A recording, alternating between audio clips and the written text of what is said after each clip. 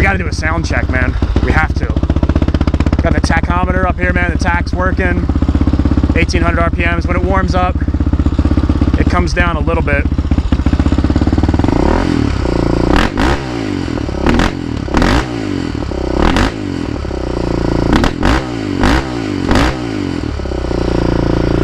It's got a little bit of a hanging idle.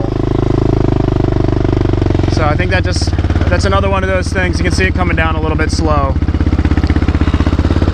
Another carb tuning thing.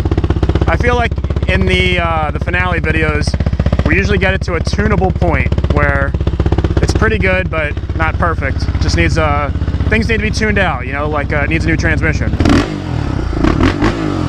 All right, let's see if it moves. It is smooth, I will say, very smooth.